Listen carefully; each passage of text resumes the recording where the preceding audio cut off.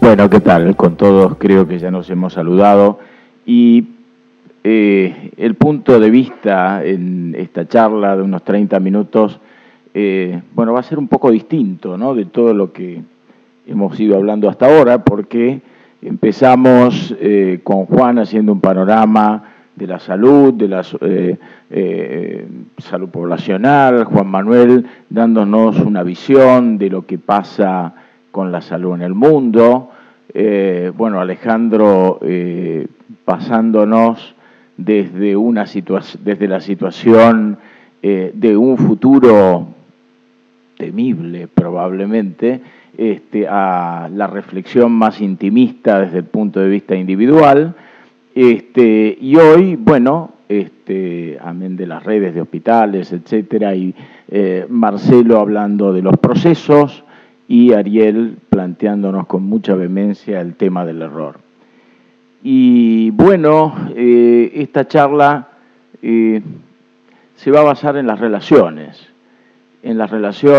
entre el grupo profesional y los pacientes, y un paciente determinado muchas veces, en el frente a frente. Y para hablar del frente a frente no tengo muchas cosas, ningún conflicto de interés, salvo uno, que creo que las instituciones deben hacer el esfuerzo de acreditarse.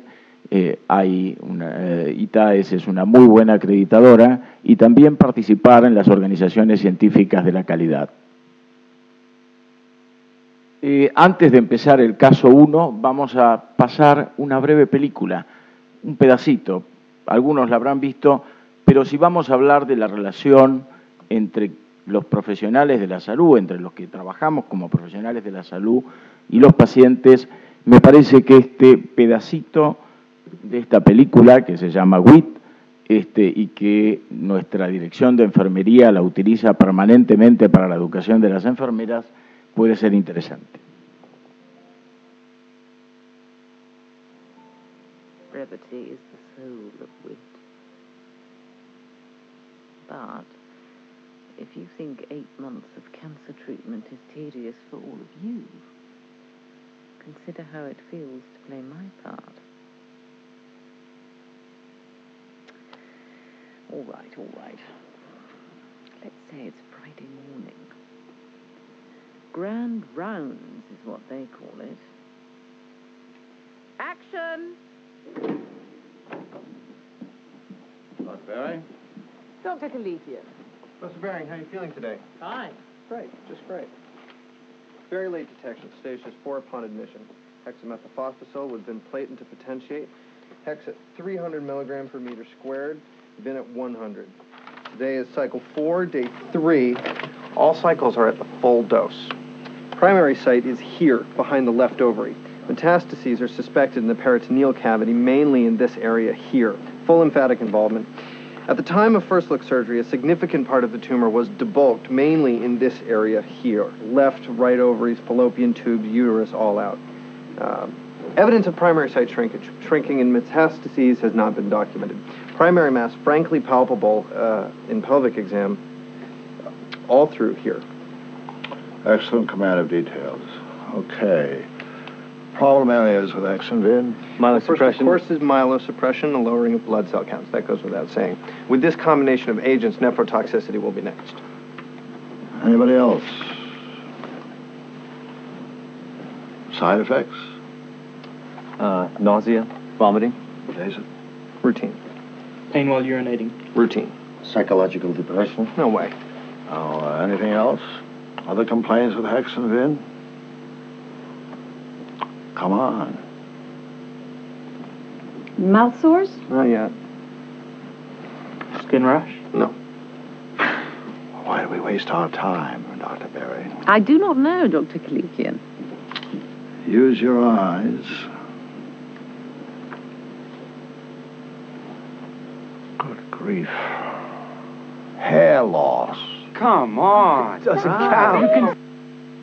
Bueno, creo que Quizá haya aspectos exagerados en el pedazo de esta película, que es muy buena, pero tenemos que revisar, y revisar, como a veces directores de instituciones, cómo se vinculan nuestros profesionales con nuestros pacientes.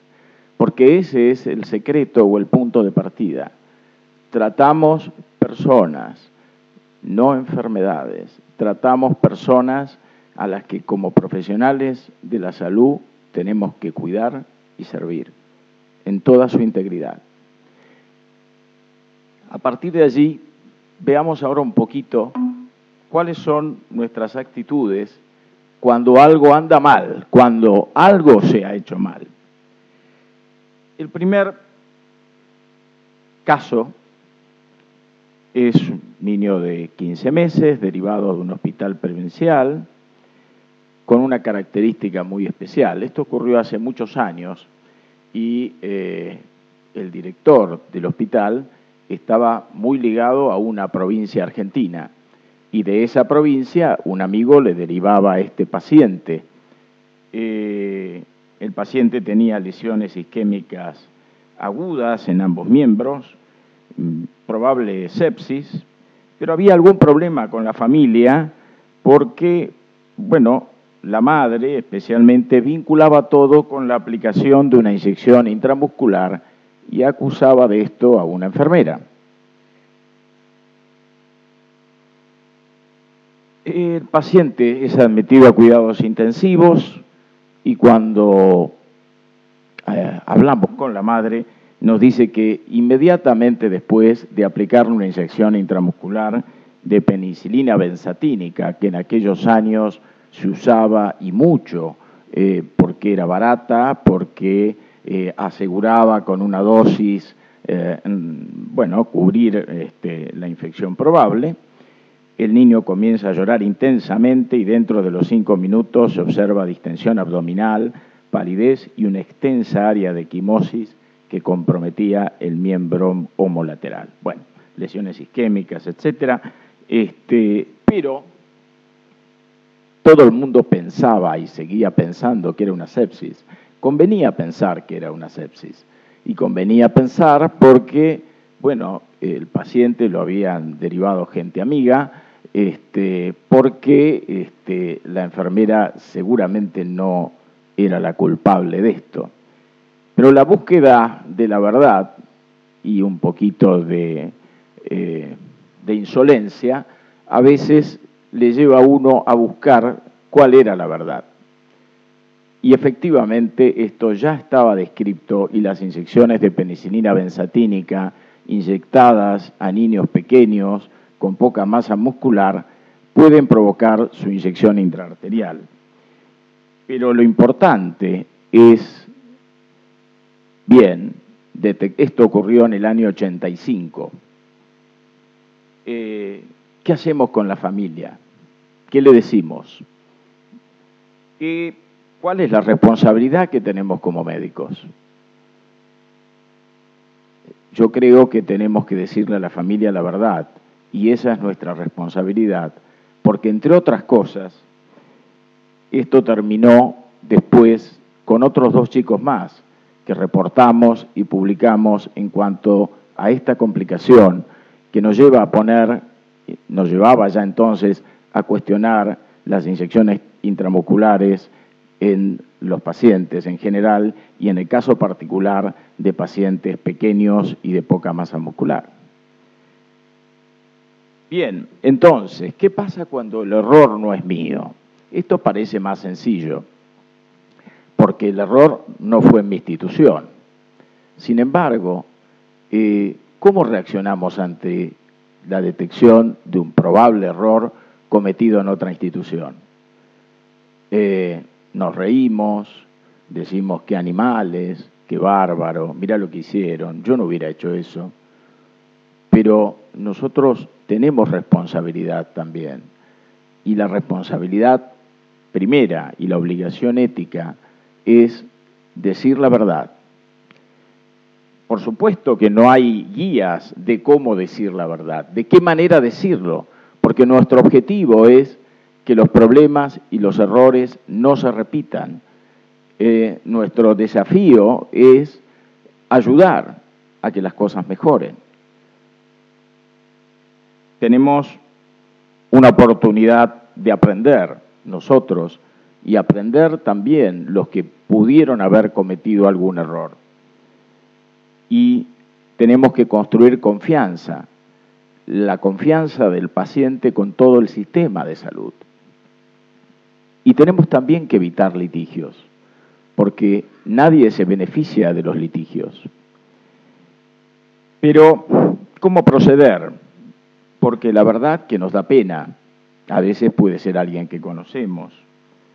A veces no tenemos confianza de cuánta destreza comunicacional podemos tener para revelar este problema. Y muchas veces recibimos mensajes ambiguos de las propias instituciones, no me armes lío, o de las aseguradoras. Uno de los problemas es la falta de información completa, y hay un amplio rango de posibilidades de un aparente error tomado una decisión en un contexto que debe ser conocido y que no conocemos porque no estuvimos en esa misma situación. El hecho frecuente de que un paciente consulta y 4 o 5 horas después progresó y cambió de características, y no podemos juzgar tan fácilmente de que se comieron tal cosa en la otra institución. Y otras veces no, otras veces podemos ver hechos de cierta conducta irresponsable. Lo primero es hablar con él o los colegas. Nunca en tono acusador, siempre en tono de preguntar y de entender. Pero ¿cómo puede reaccionar el colega? ¿Puede considerar nuestra llamada como un comentario desleal, injusto, no solidario? Bueno, en definitiva nosotros no queremos afectar la mala, no queremos tampoco adquirir un riesgo de mala reputación nuestra y que somos individuos que tenemos, establecemos, relaciones disruptivas y tememos dañar a nuestra propia institución, a veces interviniendo. Podemos ofender a alguien que deriva habitualmente pacientes a nuestra institución. ¿Pero qué hacemos? Escribimos y describimos el problema en la historia. Esto puede ser peor, porque da las bases de una mala praxis si escribimos desaprensivamente. ¿Cómo decirlo sin destrozar la confianza en el colega? ¿Cómo evitar que esto termine en una demanda al colega? La revelación puede ser protegida por la ley, no autorizándola como prueba. Bueno, en Estados Unidos esto es así. Hay muchos estados que, en la medida que el médico declara un error, y esto se explica y se detalla, esto no puede ser utilizado como prueba. No necesariamente evita la demanda, pero hay leyes que protegen la transparencia en la información. Pero pese a todas estas preguntas, el derecho del paciente a saber la verdad prevalece. Esa es la obligación ética primaria. Y lo primero que tenemos que hacer es conocer los hechos desde la fuente primaria, hablar. O puede ser al revés, que seamos nosotros los que hayamos cometido un probable error y también con nosotros tienen que hablar, preguntarnos y juntos tratar de aclarar el tema. Somos responsables de toda nuestra profesión. Por lo tanto, somos responsables también por los demás. ¿Qué sucedió y cómo comunicarlo al paciente? Ese cómo comunicarlo al paciente es también un desafío. Y la institución debe comprometerse en la solución. La dirección de la institución debe involucrarse, en especial cuando hay daño severo y participan profesionales de otra institución. Y hay que trabajar en cómo comunicar esto al paciente. ¿De qué manera comunicarlo?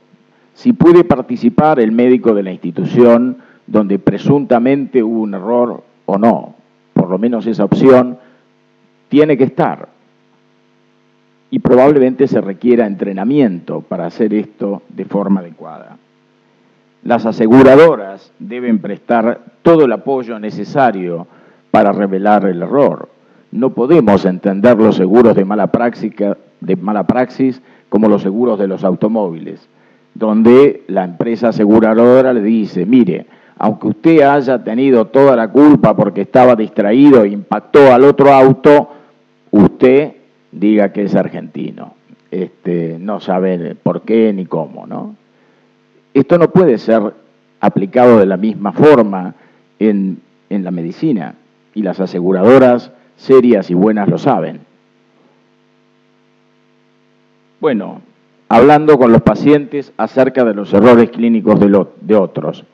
Les recomiendo este trabajo porque muestra algunas de las alternativas sobre cómo hacerlo, en especial cuando el error incluye a otra institución y cómo los directores médicos tienen que involucrarse en atender este tema.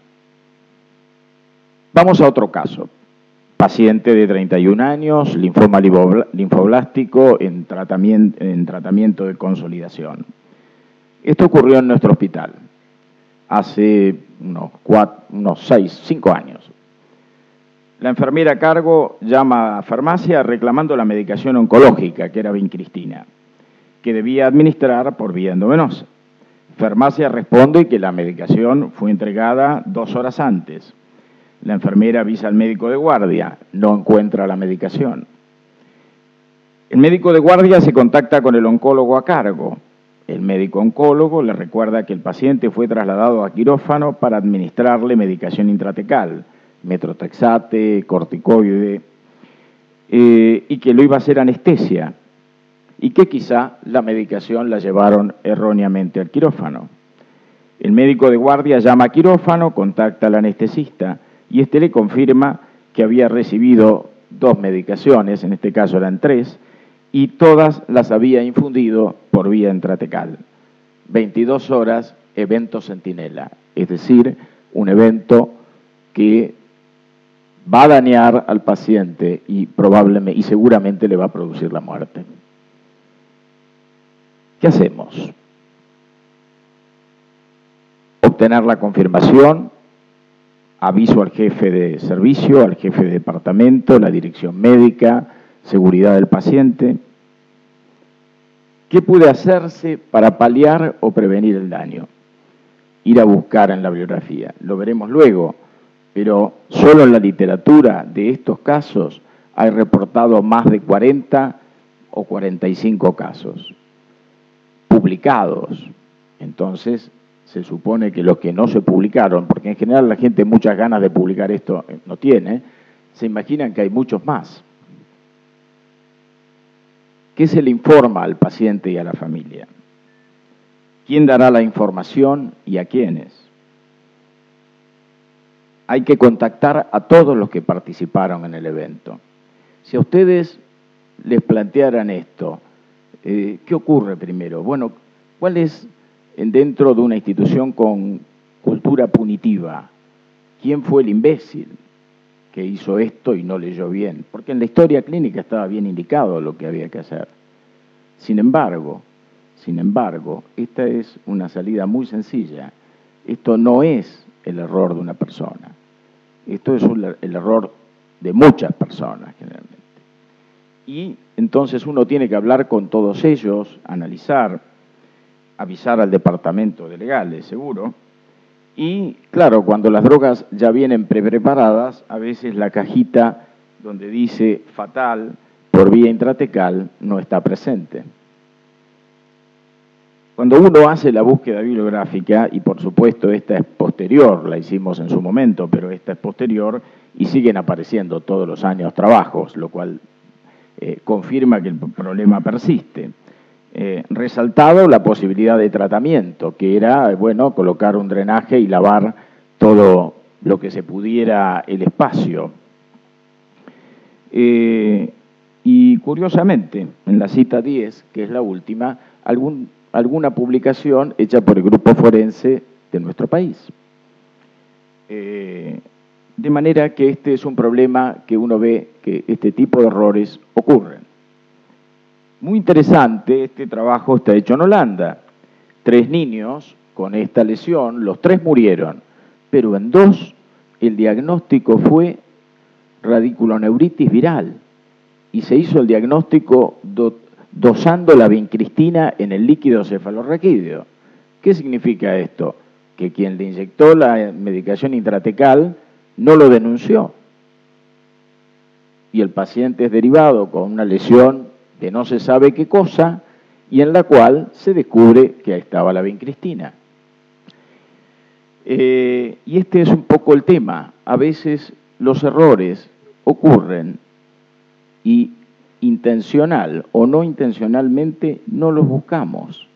No queremos enfrentarnos con el error. Preferimos encontrar una explicación alternativa de lo que le pasa al paciente y no buscamos el problema, no buscamos la causa. Eliminamos el error por decreto antes de buscarlo. Bueno, en el caso este que presentaba, había, y esta es una forma simplificada del análisis causa-raíz. Un oncólogo había delegado la medicación intratecal por vía telefónica. Se lo había indicado a un médico anestesista, pero justamente ese médico anestesista lo llaman porque la esposa estaba con una emergencia en la guardia y delega esa acción en otro médico anestesista. La farmacia entrega toda la medicación en un pack y no en forma separada, y si bien estaba identificada la vincristina, no estaba la etiqueta rotulándola como fatal si se utiliza por vía intratecal. Se habían mandado a hacer esas etiquetas, porque ya esto, digamos, era un tema pero no habían llegado todavía. Y la enfermera que recibe el pack no se para, manda el pack entero a quirófano para hacer más rápido. Y, bueno, por cierto, quien administra la medicación no lee la historia clínica. Y esto termina en este evento centinela. Bueno, ¿qué se informa al paciente y a la familia? El propio jefe de hematoncología informa al paciente y a la familia de la probable infusión intratecal de vincristina por error, que esto tiene consecuencias graves, que se intentará hacer rescate, que si quiere puede uno, si prefiere ser trasladado a otra institución, se iba a ser trasladado a otra institución, cuál era la evolución probable, y el paciente que se encontraba asintomático, porque la sintomatología empieza después, dice, bueno, yo siempre tuve confianza, sigo adelante con ustedes, y la familia igual. Y, bueno, la información diaria al paciente se concentra en 2 personas, en el especialista y en el jefe de la unidad de cuidado intensivo, con la esposa, con la madre del paciente. A veces es notable en estos casos cómo aparecen familiares que hacía 20 años que no lo veían al paciente, ¿no? Bueno, el paciente en 20 días fallece. Por supuesto que hay un reclamo legal y por supuesto que también hubo una conversación con la familia a posteriori de todo, diciendo qué se había implementado para que esto no volviera a ocurrir. Pero bueno, en definitiva, este hecho que fue doloroso para nosotros, fue un hecho que diría que probablemente nos marcó respecto a que estos errores pueden ocurrir. Y ahí empiezan los elementos, ¿no? ¿Qué ha ocurrido? ¿La verdad o lo conveniente? ¿Buscamos la verdad o tratamos de encontrar explicaciones y alternativas? Yo sé que hay muchos cirujanos en la audiencia, pero yo nunca encontré un paciente que reingresa a quirófano y que dijeran que había una arteria que estaba sangrando. Los sangrados siempre son en napa. Quizá, bueno, sea un poco, el haber hecho muchos años terapia intensiva, esto ocurría, ¿no?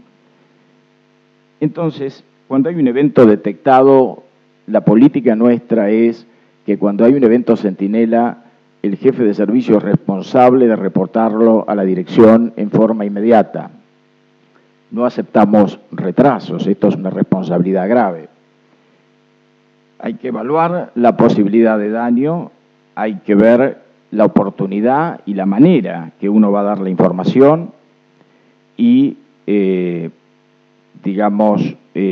hay que inmediatamente hacer una alerta institucional para sacar el aprendizaje inmediato de lo que ha ocurrido y que no vuelva a pasar.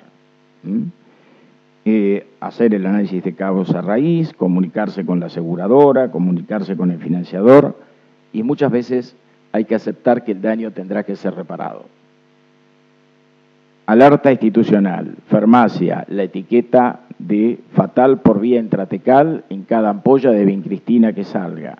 Enfermería, recibir e identificar y eventualmente cada una de las medicaciones. Oncología, supervisión directa de la administración de quimioterapia. Anestesia, privilegios exclusivos para medicación propia de la especialidad. ¿Qué espera el paciente del equipo de salud? Bueno, espera competencia, espera las acciones médicas correctas. Espera que el médico tenga en cuenta, y la enfermera y todos, la primacía del bienestar del paciente por sobre los intereses particulares. Espera altruismo. Respeto por su autonomía y criterio prudencial. Espera honestidad. Espera confidencialidad y ser informado. Y espera compromiso con la calidad y la seguridad. Y ser confiable en cuanto a los eventuales conflictos de interés. Se establece un contrato basado en la confianza y espera el mejor resultado posible. No podemos matar la confianza. ¿Cuál es el impacto del error? Por un lado, sabemos que la mayor parte, la enorme mayoría de los errores son por fallas en los sistemas, porque las medidas de control redundantes han fallado, aunque a veces algún error puede ser por la irresponsabilidad o la conducta temeraria y por ignorar protocolos o procedimientos. Y esto hay que diferenciarlo.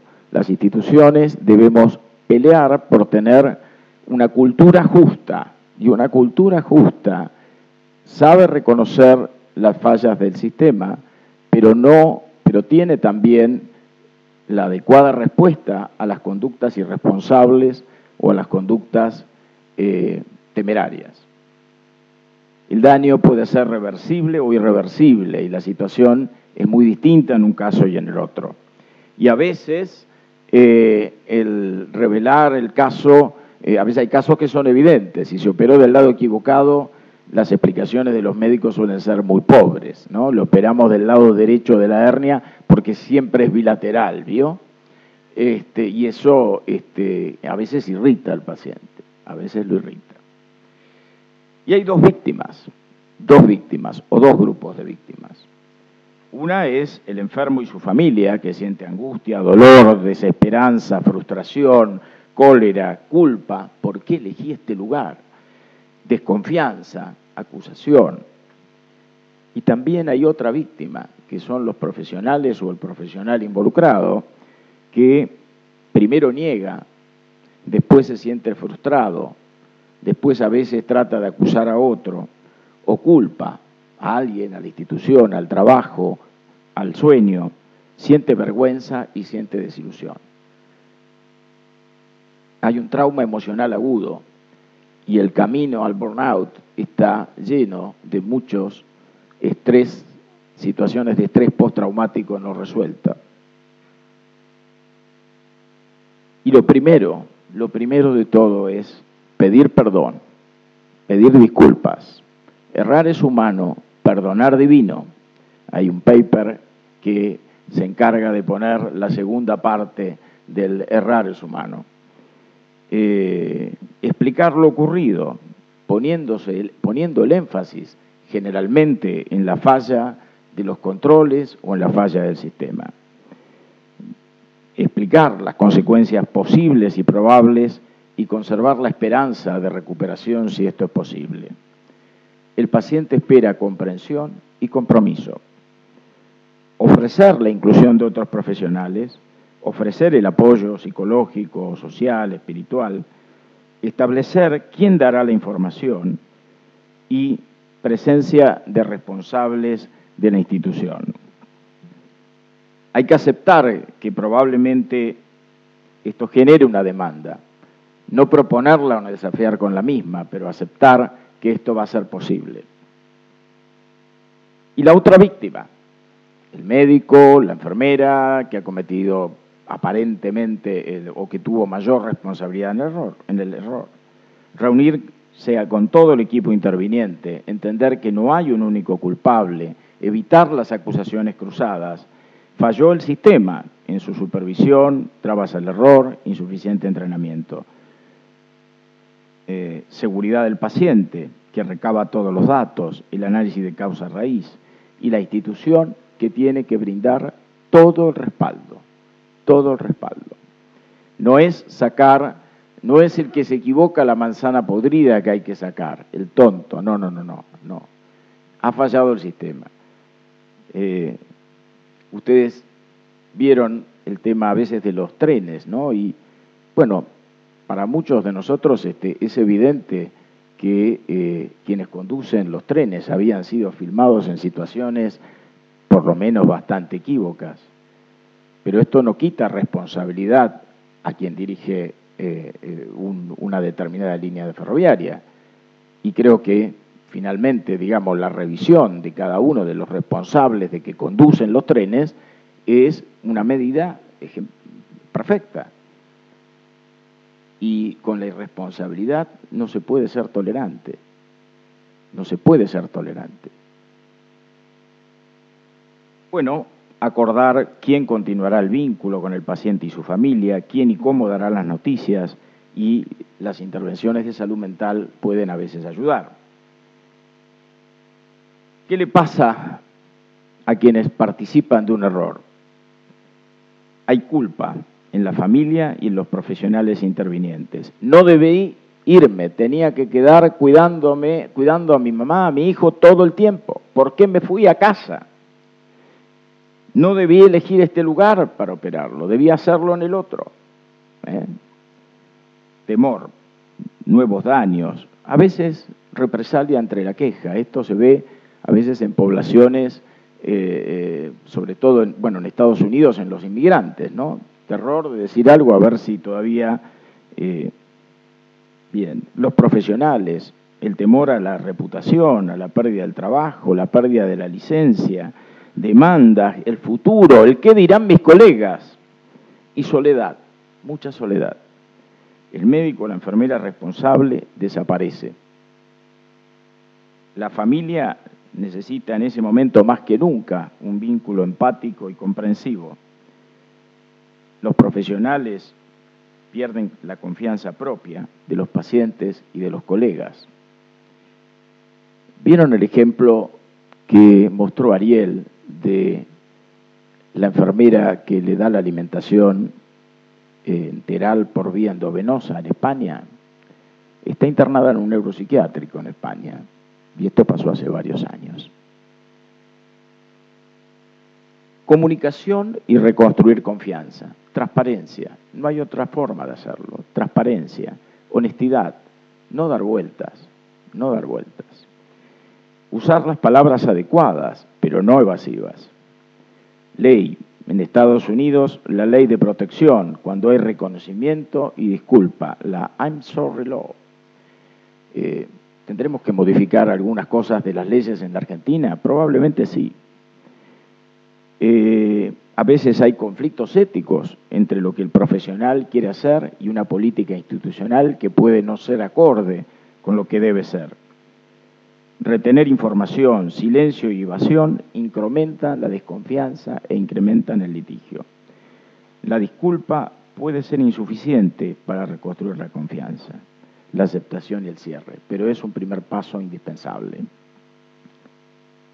La explicación, el análisis y la cada vez más necesaria participación de los pacientes para construir hospitales más seguros.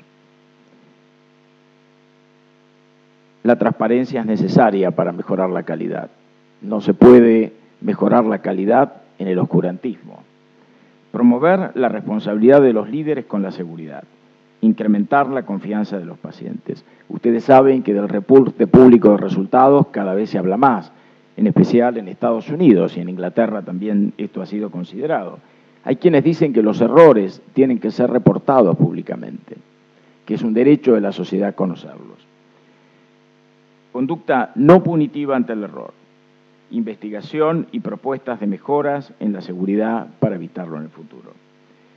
De todas maneras, la conducta no punitiva hoy no alcanza al 50% de los hospitales en Estados Unidos, donde esto se viene trabajando hace muchos años. ¿Cuál será el porcentaje de hospitales en nuestro país que tienen cultura no punitiva? No lo sé. Y, por supuesto, las 2/3 partes de los profesionales en Estados Unidos son favorables a la transparencia. Hay 1/3 que no lo cree necesario.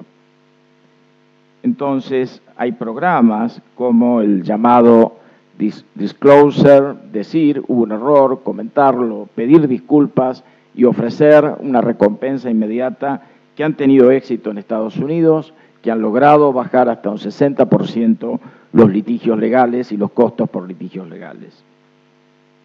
Pero cualquiera sean las barreras, existe el imperativo ético y la necesidad de avanzar ante culturas institucionales más justas. Tradicionalmente existieron las oficinas de riesgo. Yo quiero decir que en general las oficinas de riesgo eran las oficinas donde muchas veces se evaluaba un error, lo que estaba escrito en la historia, donde se cambiaban las hojas de la historia clínica, se escribían en forma acorde para no ser penalizados. Estoy haciendo un análisis superficial de las oficinas de riesgo, de algunas deformidades de oficinas de riesgo. No niego que el asesoramiento legal es necesario, pero me parece que no para cambiar la verdad. Los compromisos con los programas de seguridad y calidad son indispensables y el complemento moderno para esto. Hay que comunicar los resultados imprevistos y revelar los errores.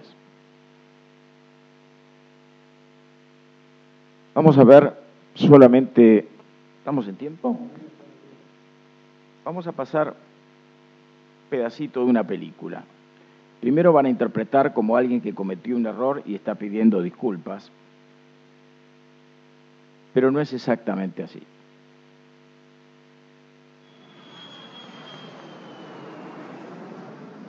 Bien, aceptadas sus disculpas, pero trate que en el futuro no vuelvan a ocurrir estas cosas. Igual el Comodoro, con todo respeto, a mí me parece que también es verdad que están pasando cosas más graves que estas. ¿A qué se refiere? El otro día Mendoza estaba en falla eléctrica total. ¿Qué hubiera pasado si tenía una emergencia y tenía que aterrizar? ¿Qué quiere? Estamos en la Argentina. He puesto este pedacito porque todos nosotros dirigimos hospitales. Todos nosotros recibimos muchas veces enfermeras, médicos, gente que viene a decirnos, tengo un problema con esto, tengo un problema con lo otro, tengo que cambiar este equipo, tengo que cambiar este otro. Es posible que algunas veces haya demandas exageradas, pero tengamos cuidado, porque por ahí podemos contestar igual que el Comodoro, estamos en la Argentina, y no es una buena respuesta. Tendremos que profundizar y estudiar. Puede ser que alguna demanda sea exagerada.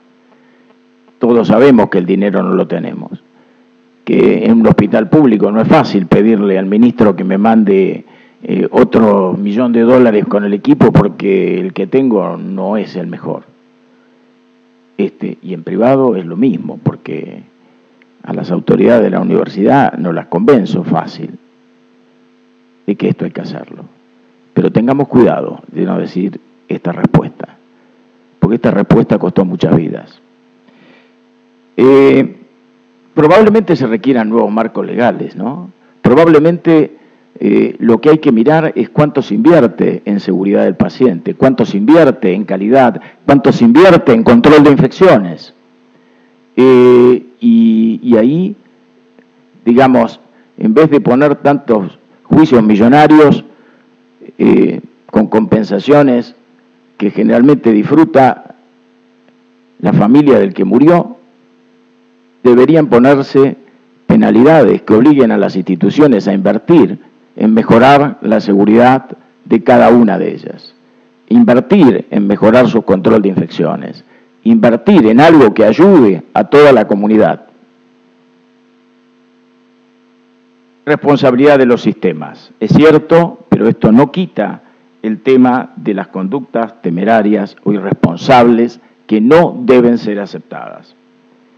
Hay que proteger y evaluar al personal. Hay que asegurarse que el personal se mantenga con los niveles de competencia más adecuados a su tarea. Y servicios de seguridad del paciente propios, exclusivos, hay muy pocos en el país todavía. Hablaba hace poco con alguien que es experto en este tema y me comentaba que él había podido registrar solo 7. Y esto es una deuda importante.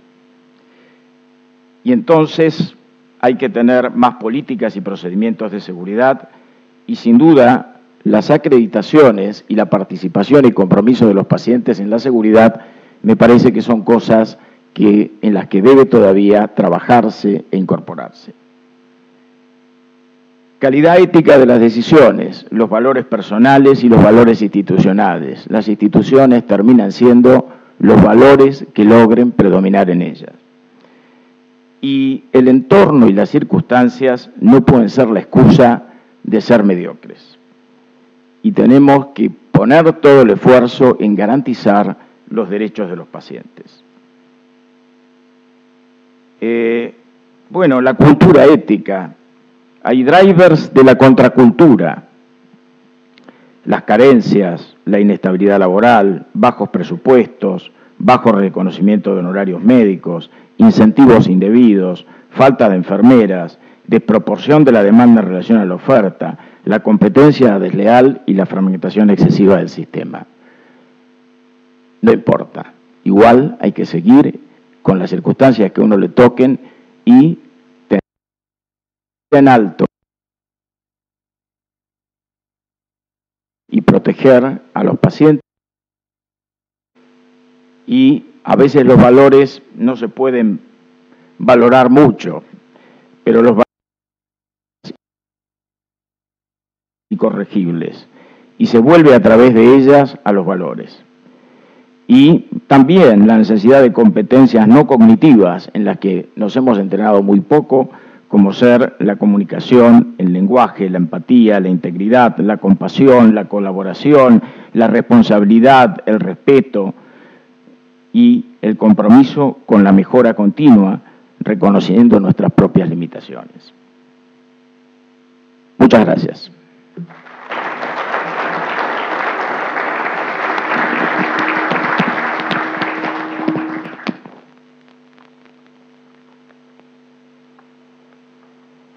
Voy a poner a Marcelo como responsable de todo esto, si quiere hacer algún comentario adicional. Yo, por mi parte, como director de este simposio, quiero darles una inmensa por la seriedad, la profesionalidad y la transparencia con que han tocado estos temas. Los felicito y les pido un gran aplauso.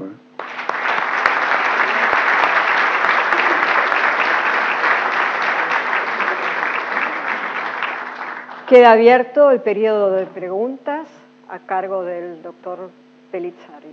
Yo soy Mariela Paz del Hospital Abete de Malvinas Argentinas y quería, además de felicitarlos porque las exposiciones me fueron muy útiles, quería contarles que en el curso de ustedes de gestión de procesos hemos enviado a los jefes de residentes porque nos parece que son un punto crucial para el cambio, porque son mentes jóvenes, mucho más abiertas que las nuestras, con todo lo que significa en esta nueva generación el acceso fácil a la tecnología y que nos parece el nivel plástico, más plástico para poder implementar los cambios.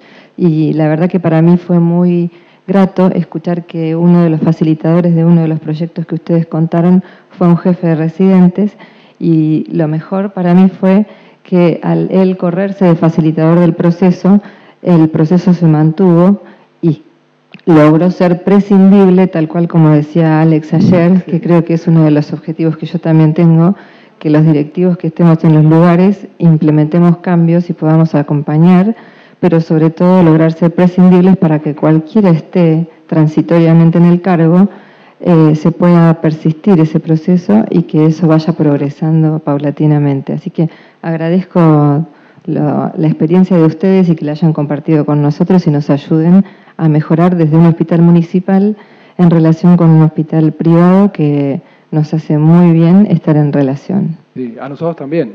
El beneficio es mutuo.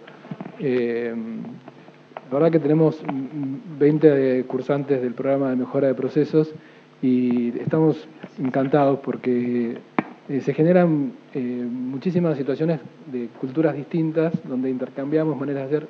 Muchas cosas las hacemos igual, muchas cosas las hacemos distintas. Pero nos han aportado un montón y ha sido realmente muy enriquecedor. O sea, lo que hemos visto estos meses que estamos trabajando juntos es mucha posibilidad de intercambiar información, ideas que nos vienen bien a los dos. Así que creo que enriquece todo esto que también hablaban ayer del diálogo público-privado y la posibilidad de intercambiar las mejores experiencias de cada uno, son fantásticas. Y los chicos y las gente todas son fantásticos, muy buenas, están haciendo un buen trabajo. Así que gracias a ustedes. Hay otra pregunta. Doctor, buen día. Buen día. Soy el doctor Rivera de Misiones. Yo hace 20 años que soy director médico de un sanatorio privado, soy neonatólogo, pediatra, y bueno, en el transcurso de toda esa gestión tuvimos varios incidentes por denuncia de supuestas mala praxis, ¿no? Tenemos bastante armado todo lo que habló el doctor Schnitzler, obviamente no en el nivel pero acorde a nuestra realidad, comités de riesgo, de gestión del riesgo, denuncia de incidentes, todo. Y lo que yo quiero aprovechar que estamos, la mayoría tengo entendido que somos directores de hospitales y de sanatorios y de establecimientos, directores médicos sobre todo, porque hace 20 días por primera vez en estos 20 años de gestión me tocó algo que me llamó la atención y que creo que me empieza a mover un poco y a preocuparme.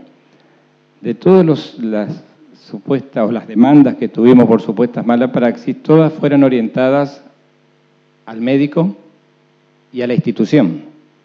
Al médico, como al pasar, porque sabemos que al médico no le están por sacar mucho. A la institución sí, apuntan especialmente a la institución. Y bueno, sabemos que el 70-80% terminan arreglándose o no prosperando. No prosperan. Y por primera vez también hace un año un juez desestimó la demanda por falta de sustento, lo cual nos alegró muchísimo. Pero hace un mes tuvimos un episodio que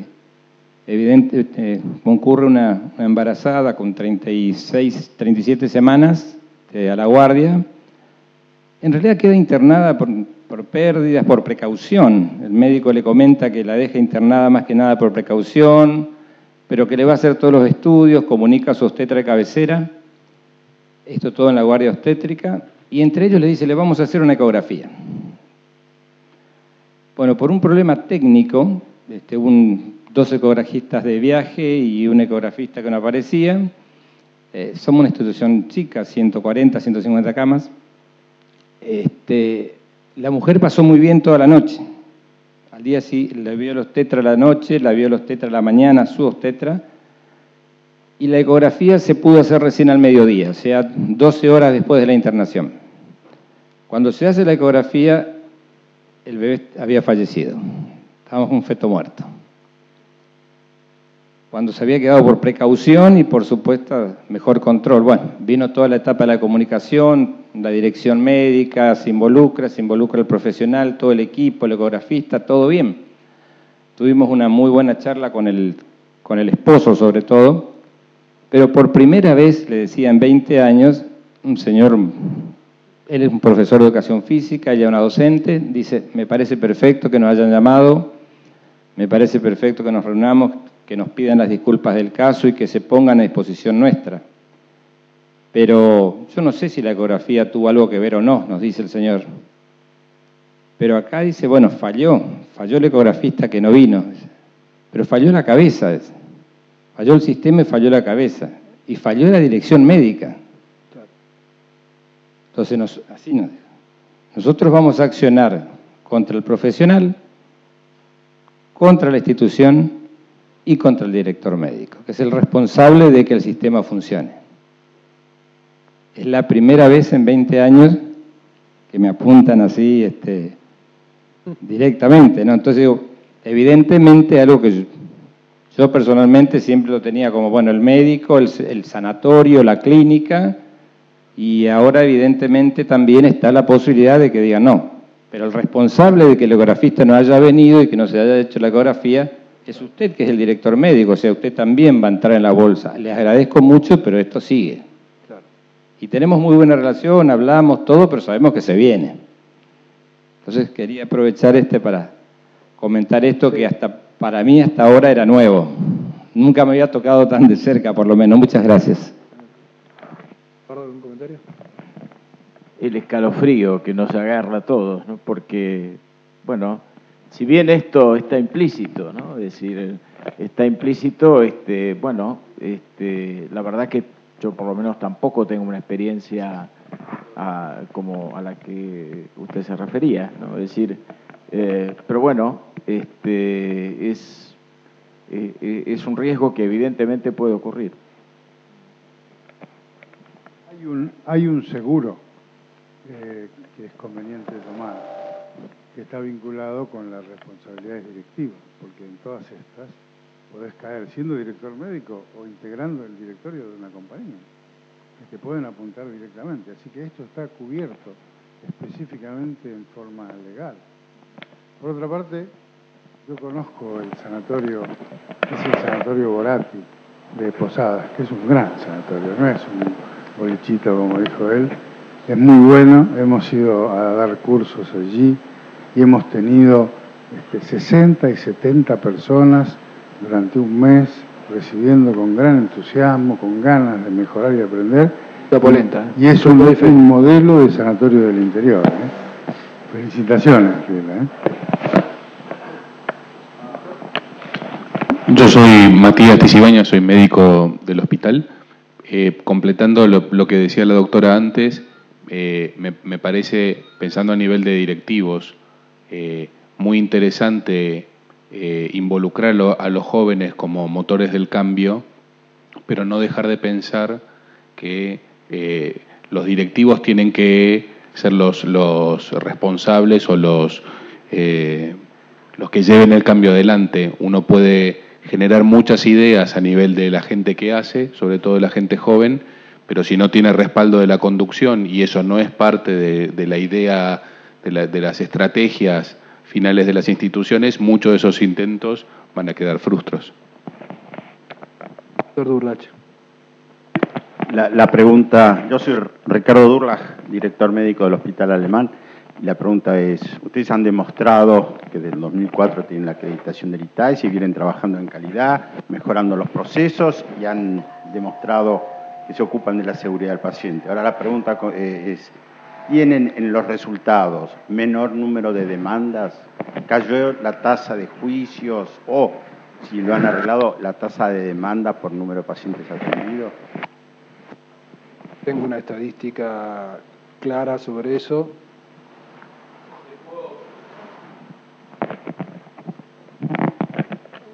Yo creo que, digamos, la cantidad de demandas que tiene el hospital es, digamos, realmente baja. Y, digamos, si uno divide las cosas en tres etapas, ¿no? Las denuncias que hace uno de posibles conflictos, las demandas reales y las sentencias. Las demandas que, digamos, las denuncias que hace uno son un número de 100.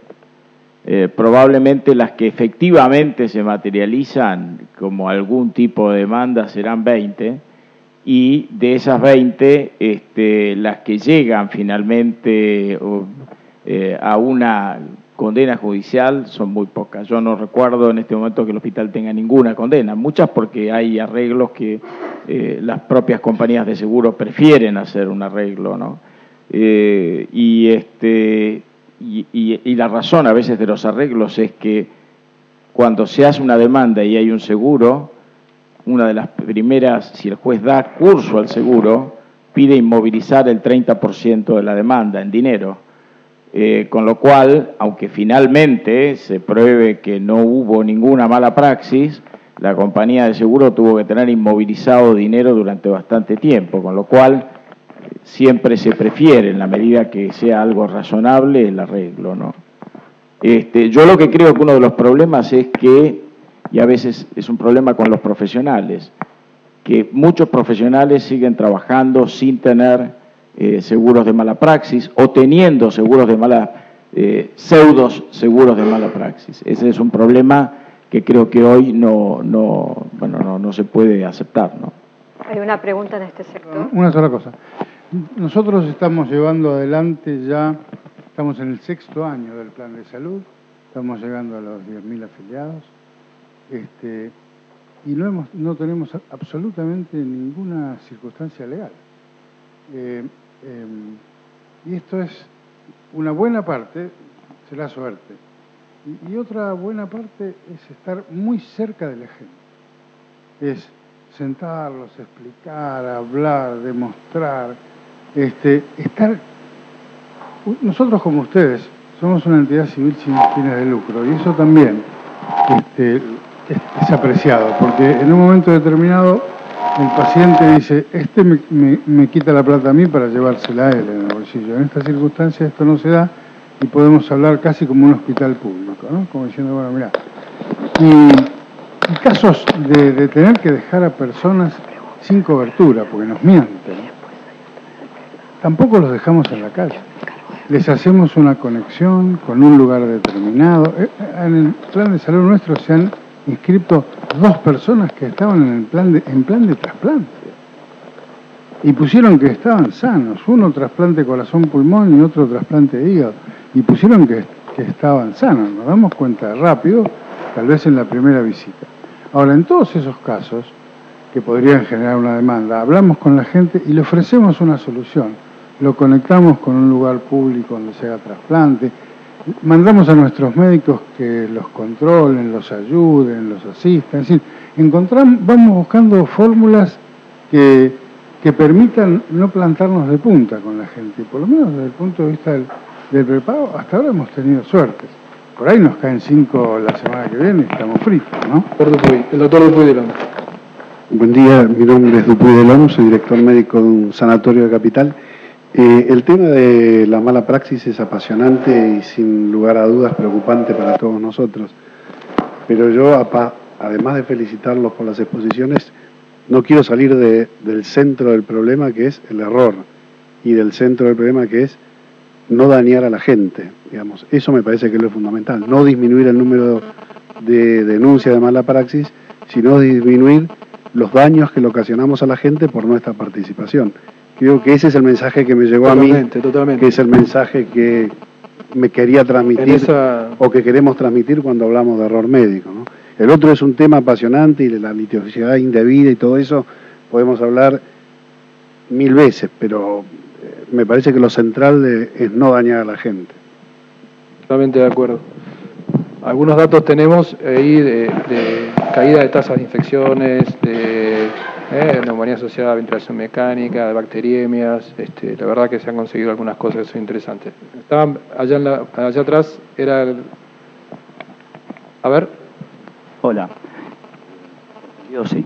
Yo soy el doctor Calderón, director médico del Sanatorio Franchín. Por ahí al doctor yo le quería dar algunas... Esta serie de procesos yo la llevo hace más de 10 años en mi institución. Nosotros somos una obra social grande y toda esta serie de procesos, generando un departamento de gestión de riesgo, hemos aprendido bastante.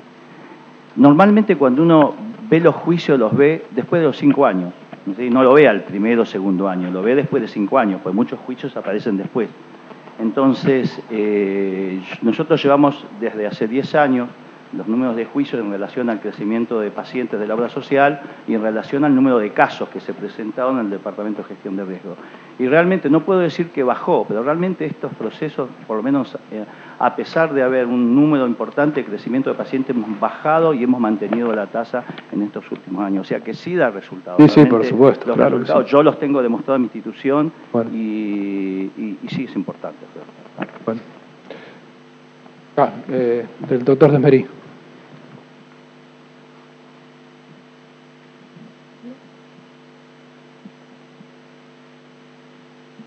No, yo les agradezco enormemente las exposiciones porque han sido fantásticas. Me parece que hay dos cosas que yo resalto importante. Primero, que uno lo que percibe es que el principal motor del cambio en el sistema de salud es el paciente. El paciente está cambiando drásticamente. Nosotros, por suerte, tenemos alrededor de 55 años, vamos a ver solo una parte de esta transición.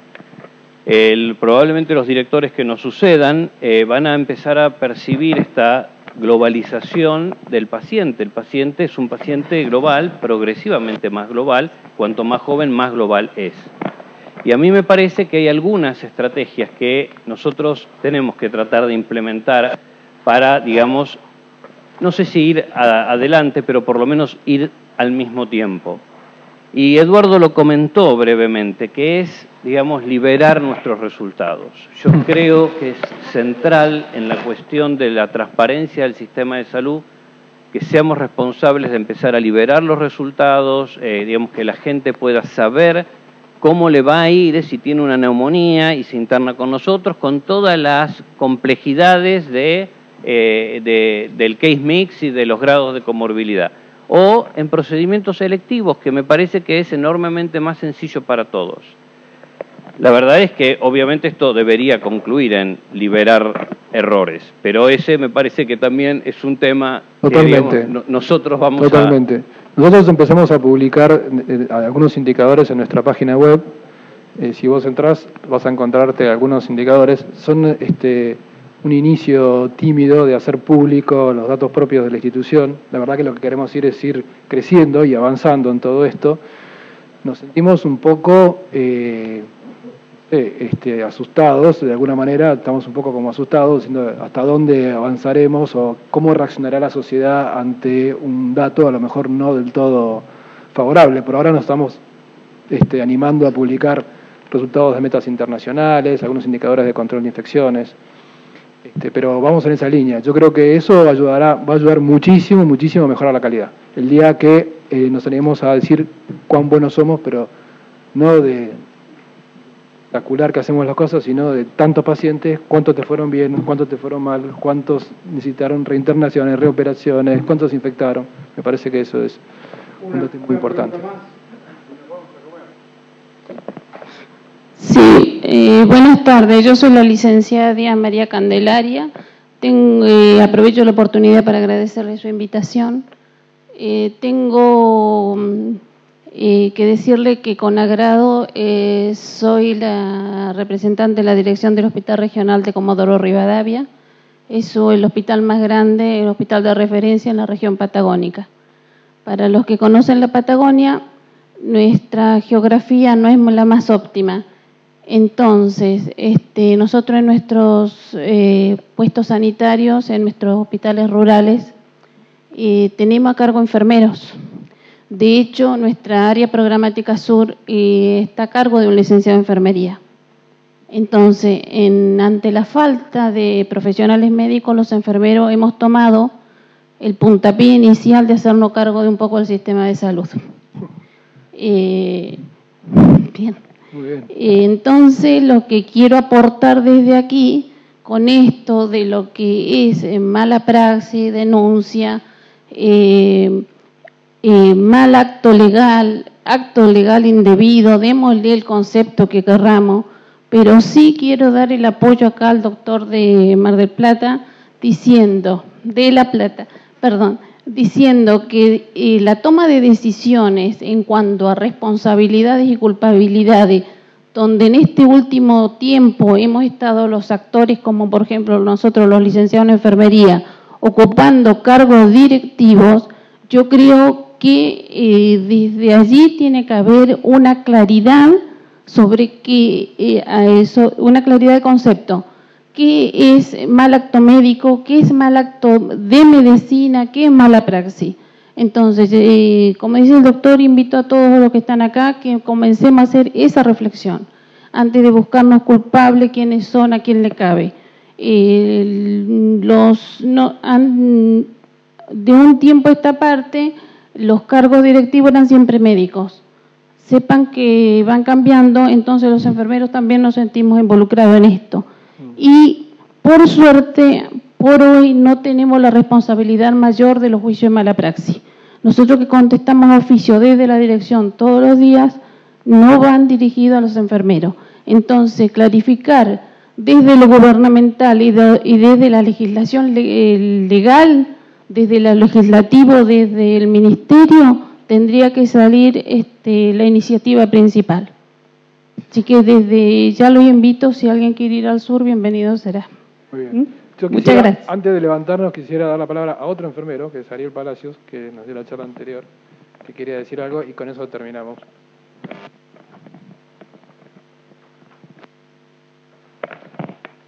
Gracias. Yo no dirijo hospitales, soy simplemente un jefe de seguridad paciente. ¿Te puedes parar, Ariel? Sí.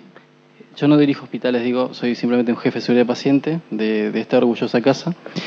Pero gracias a esto de la seguridad paciente he tenido la oportunidad de recorrer el país.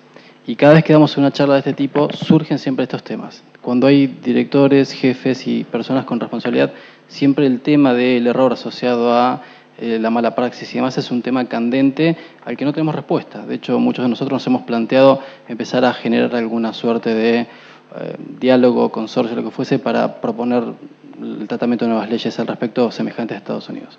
Dicho esto, me parece que esto tiene dos visiones, como bien planteaba el doctor anteriormente, que no hay que perder, de las cuales no hay que perder el foco. Una es esto, que realmente es pertinente abordarlo y quizás más allá de este ámbito, por supuesto. Pero lo otro y esencial es, estamos hablando de que la mejora de la calidad y la mejora en seguridad paciente no se cuenta en cantidad de juicios a mala praxis, sino se cuenta en mejora de procesos, en reducción de costos por eficiencia y básicamente en cantidad de vidas salvadas. Bien, nada más. Bueno, muchas gracias y vamos a comer.